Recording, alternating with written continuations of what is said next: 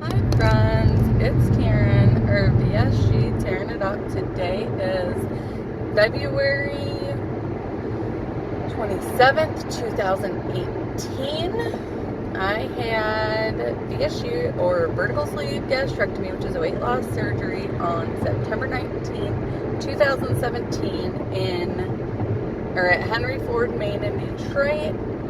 My highest weight was 278. Day of surgery, I was 232. I had surgery with Dr. Carbuli. Last week I came to you at 192.9, and today I am 190.2. It is a 2.7 pound loss for the week. That is, I lost 46 pounds pre-op. I've lost 40 pounds post-op in 5 months. And 86.8, or basically 87 pounds since my highest weight. So that is pretty good. So I am also on week 3 of taking Phentermine, which is classified as an amphetamine, and it is a medication used to reduce your hunger and increase your metabolism and help you lose weight. I also am on week 1 of metformin. What? I know. Everybody has weight loss surgery and is all excited to stop taking their medications. And I keep taking more. So, first off, I am a nurse. I am not on here to give medical advice. I am documenting my own weight loss journey. Nothing I say is to be considered medical advice. Just putting it out there because others do. I'm not really sure why. You know, it's funny because other people say they have so many negative comments and all this, and I've never had anybody be negative, so whatever. Basically, I went to see, so I got the Phentermine initially from a weight loss doctor, and it was $90 a month, right? So I found, I never asked my primary care. I was thinking about switching anyway. She's cool. I just don't feel she's as knowledgeable as I would like. So whatever. I switched to a different primary care. Whenever I went to see him, I got a prescription for the Adipax, which ended up only costing me $7, which was amazing. So, I got my regular prescriptions and stuff, and he's like, is there anything else, that we're not addressing that you're concerned about? And I'm like, well, one thing I am concerned about is my fasting insulin level. I'm like, it's been high for 6 years, and,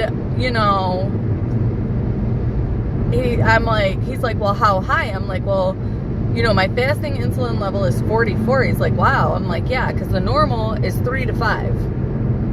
3 minus 44. That's a lot of freaking insulin. So what happens is, basically, so we talked about it a little bit. Basically, he's like, well, I think you have metabolic syndrome. And I'm like, I know I do, for sure. I'm like, I've had it for 6 years, at least. That's when I first heard about my fasting insulin level, which I had never heard of, at that point. I didn't even know, I don't know. That's before I was a nurse. It was I didn't really know. So anyways, after I found out, I did some research, but I was having a hard time finding good research about why it's bad. So whatever. Now that I know, I know. So let me educate you a little bit. So metabolic syndrome is a cluster of conditions. It's not necessarily a condition itself. However, you gotta have I don't know how many factors to be considered metabolic syndrome, but I have a few. So you have to have a high BP. Without medication, generally my blood pressure is 130/90, so that's high. You gotta have increased, you can have, you don't have to have, okay? But you can have increased blood sugar, which mine is slightly elevated, 126, 130, stuff like that. My hemoglobin A1C, which is a reflection over the last 3 months. Did I swear? No. Which is a reflection over the last 3 months.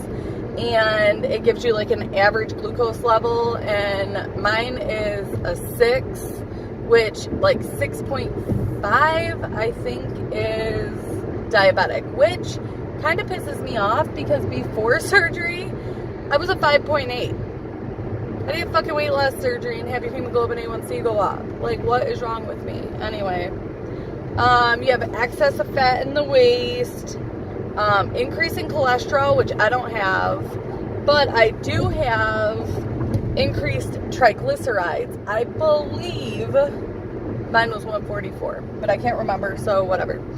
But I know it's high. So if you have like multiple factors, then they consider you to have metabolic syndrome. Who fucking cares, right? The thing is, here's the thing, HTT. Here's the thing. So whenever you have increased abdominal fat, like in your belly, you're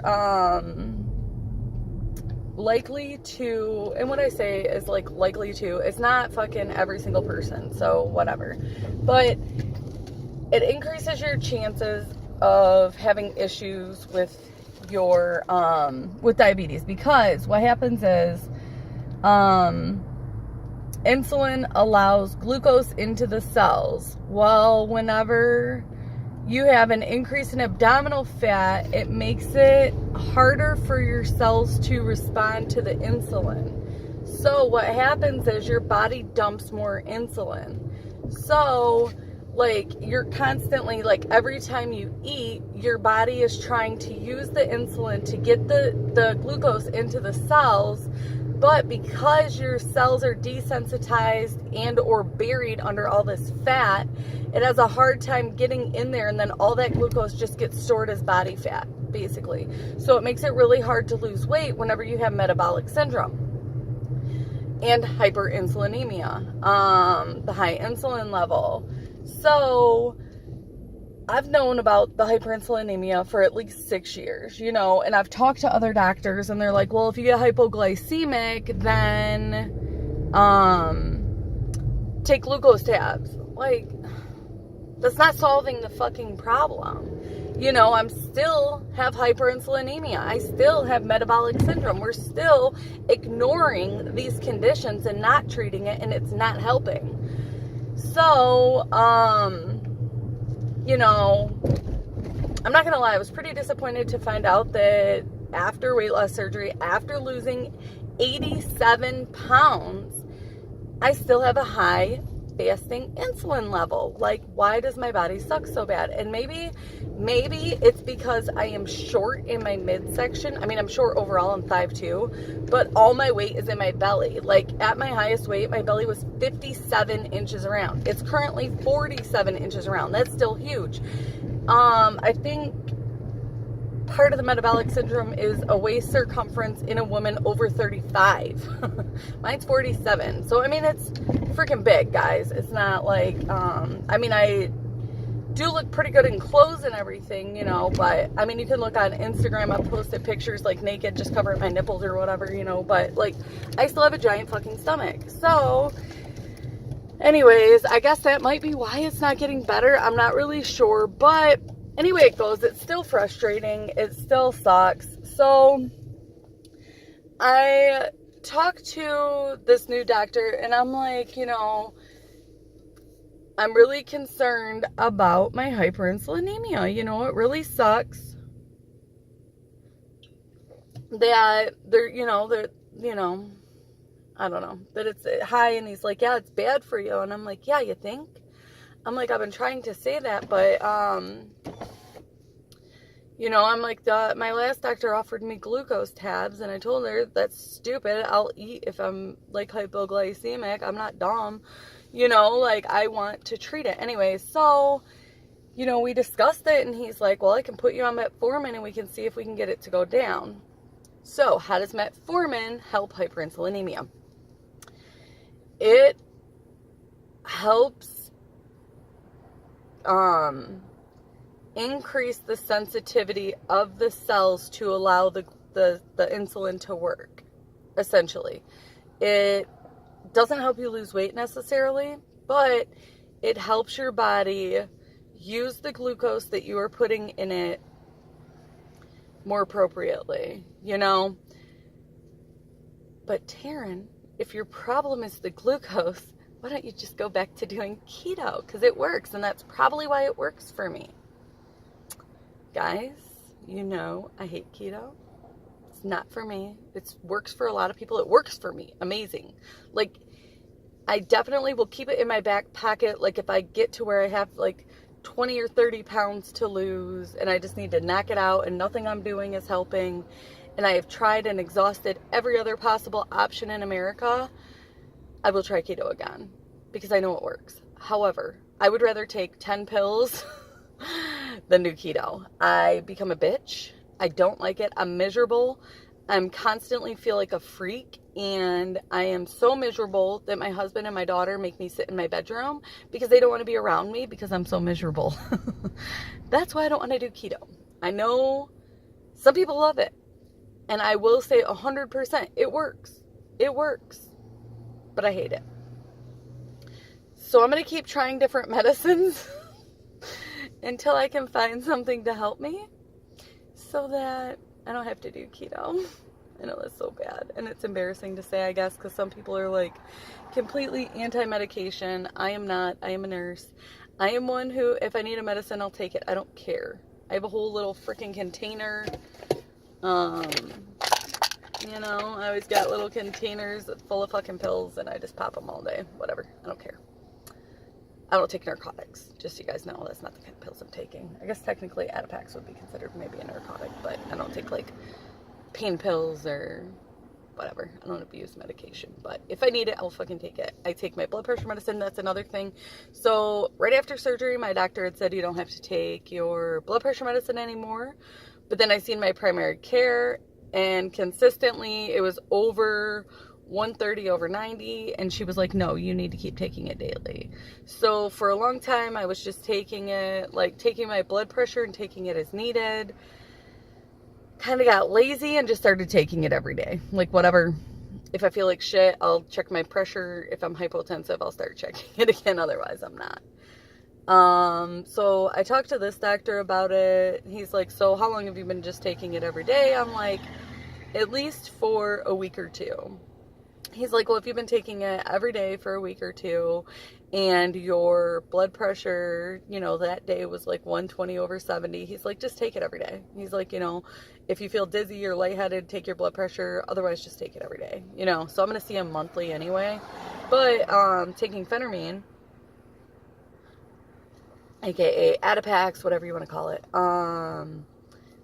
taking that is can increase your blood pressure anyway, so it's probably not a bad idea to take it. Like I said, I don't care. It's not like it's dangerous to you, and people may read these labels and be like, oh my god, look at all these side effects. Guys, screw those side effects.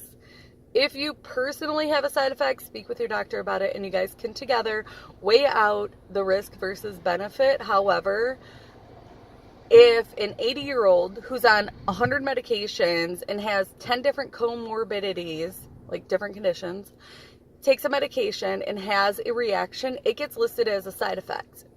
If you're freaking 35 like me,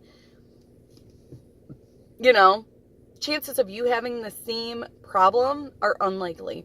Like, my little sister has MS, and they wanted to put her on this medication, and she was really scared because it causes a slow pulse. Okay. What's worse, symptoms of MS or a slow pulse? I'm like, you have to decide. I'm like, if you're that nervous, when you take it, go sit in the emergency room at the ER with a pulse ox. You know, buy a little over-the-counter pulse ox, monitor your pulse. If it gets low, raise your hand and be like, help, right? Like, I don't know. That's how I feel about side effects. I don't care. If it's listed as a side effect, I'm like, and people who are taking that medicine are already sick. Like, for sure they're sick. So, of course they're going to have problems, right? And they're probably on other medication. Anyways, I don't listen to that bullshit on the little pamphlets. If you take a medication, you personally have a side effect, talk to your doctor. Like my husband. Okay, I'm going on a rant, but it pisses me off. So, he has uncontrolled hypertension. He takes 2 different blood pressure pills, and the doctor wants to give him more. And he's like, I don't want to because my penis is going to stop working. Bruh. Like, if it does, number one, it is not a permanent thing. As soon as you stop taking the medication, it will resolve, first off. Second off, it's not like you're fucking single. You're married. We've been together for 7.5 years. If for a week your penis doesn't work, I think I will live. Like, come on, bruh. It's not like we're fucking 15 and it's our first date. Like, you know. I mean, whatever. You're not sleeping with somebody when you're 15 on your first date. But whatever. You get my point. Like, it's not probably unlikely that it's going to happen. And if it does, you can stop taking it and try something different. But you having uncontrolled hypertension is going to cause left ventricular hypertrophy, cardiomyopathy, and heart failure. It's not worth it. Like, fucking take the pill. That's my soapbox. That is nursing advice. Take your fucking pills as your doctor prescribes. Anyway, I could go on about that all day because that shit pisses me off. But so I started on metformin, 500 milligrams twice a day.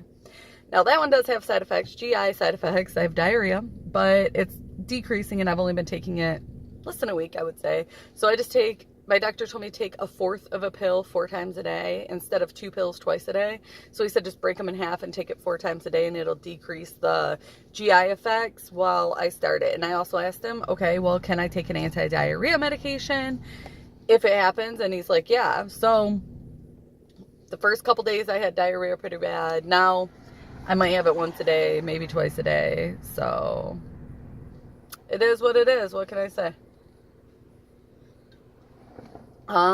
Anything else? I don't know. I know I kind of went on a rant, but I'm doing good. One thing I gotta watch is I'm spending a lot of money on clothes. I just went out and bought some gym clothes. Oh yeah, moving it in March. So Amy Eats Plants put out like a challenge for every day in March to do some sort of exercise. So I'm going to be participating. I went to the gym yesterday and I freaking killed it. I think I'm going to take my kids on a bike ride today because it's 58 degrees February 27th in Michigan. Guys, 58 degrees. It's like summer. It's like almost like summer. So yeah. I will be riding bikes, hopefully, with my kids. Hopefully our tires aren't, like, completely flat. We have a bike pump, but as long as there's no bike malfunctions, you can check me out on Instagram. Same name, VSG, tearing it up. And I'm hopefully going for a bike ride tonight with my kitties. My son is 5, and I still put him in the kitty carrier on the back because he's too slow on a regular bike, so don't judge me. I don't care. Whatever. At least he gets to come. Oh, wow. That just went all over my face. Anyway, guys. If I knew how to edit out, cut that out, but I don't. I hope you guys have a good week. And keep it moving.